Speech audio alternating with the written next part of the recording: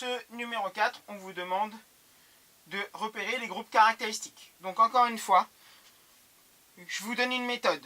Vous repérez d'abord les groupements complexes. Dans les groupements caractéristiques, généralement, vous avez des oxygènes ou des azotes. Repérez-les dans les molécules. Donc là, vous avez un azote. Est-ce qu'il y a quelque chose de particulier à côté? Est-ce que sur le carbone qui porte l'azote, donc celui-ci, est-ce qu'il y a un oxygène avec une double liaison? Pas forcément. Donc lui, ce sera un amine. Amine. Ici, vous avez un azote. Est-ce que sur le carbone d'à côté, il y a un oxygène avec une double liaison? Non. Donc là, vous aurez encore un amine. Ici, vous avez sur un même carbone une double liaison O et une simple liaison O. Donc n'allez pas me dire qu'ici vous avez un groupement hétéroxyde et un groupement carbonyle. Non, c'est un groupement à part entière, c'est un groupement complexe. Et lui, c'est un groupement ester, un groupe ester. Voilà pour la première. Ici, où sont les azotes et les oxygènes? Un azote, un oxygène, un azote. Ok. Donc ici, est-ce qu'il y a quelque chose de particulier sur un carbone à côté de l'azote? Non. Vous avez donc ici un amine.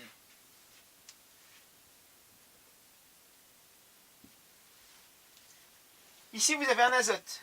Mais sur le carbone d'à côté, celui-ci, donc l'azote, il est relié au carbone par cette liaison-là, il y a aussi une double liaison CO. Donc ce carbone porte un azote et une double liaison O. Ça, c'est un groupe amide. C'est un groupement complexe.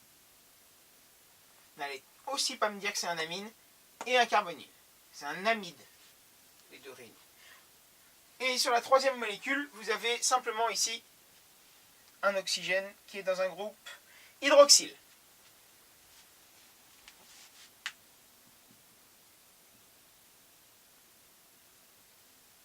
Voilà. Donc repérez les azotes, les oxygènes, et voyez un petit peu ce qu'il y a autour pour voir si c'est des groupements simples ou des groupements complexes. Mais on prend en considération d'abord les groupements complexes, comme ici ou ici. Dans le 10, toujours pareil, vous avez une première molécule là, une deuxième ici et une troisième là. On vous demandait, toujours pareil, les groupes caractéristiques, de les repérer. Donc où sont les oxygènes dans la première ou des azotes? Là, il n'y a rien. Là, vous avez un oxygène, un oxygène. Donc, vous avez sur un même carbone une double liaison O avec un OH. Donc ça, c'est un groupe complexe carboxyle.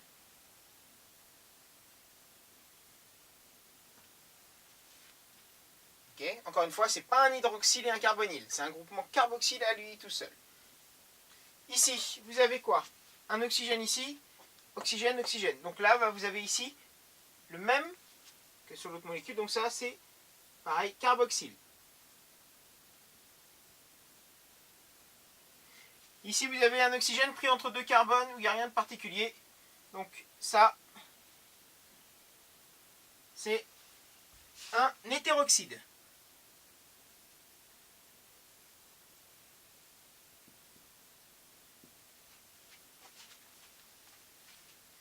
Ici, vous avez des chlores. Les chlores, on s'en fiche pour les groupements caractéristiques.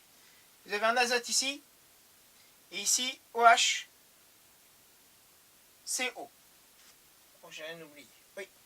Donc ici, pareil, vous avez encore un carboxyle. Hop.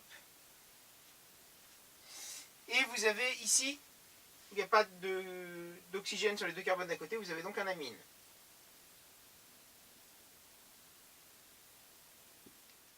Voilà, pour cette molécule, c'était celle qui était la petite là-haut. On va repérer encore une fois les groupes caractéristiques. Donc, les oxygènes et les azotes. Ici, vous avez un oxygène, un oxygène, un oxygène. Est-ce qu'il y a des choses particulières à côté? Non. Donc là, vous avez un hydroxyle. Un hydroxyle et un hydroxyle. Jusque-là, ça va. Ici, vous avez une double liaison O et une simple liaison O avec un H. Sur le carbone d'à côté, non. Donc ici vous avez un carboxyle. D'accord, donc ça c'est les hydroxyles. Je remarque, il y en a 3 hydroxyles, donc je le mets au pluriel. Là, il y a un carboxyle.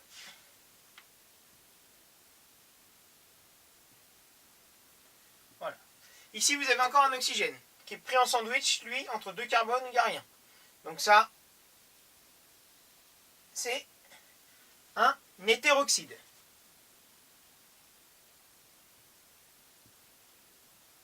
Voilà. Ici, vous avez une double liaison O et un azote qui sont portés par le même carbone. Donc, vous avez un groupement complexe amide.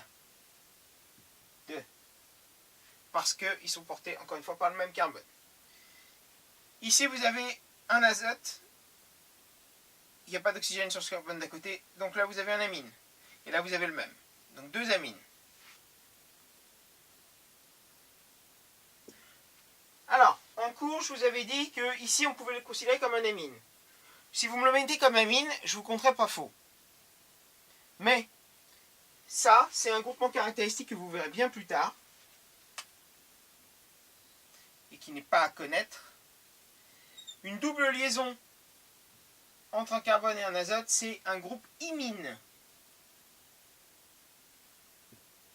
Donc attention, c'est pas un amine.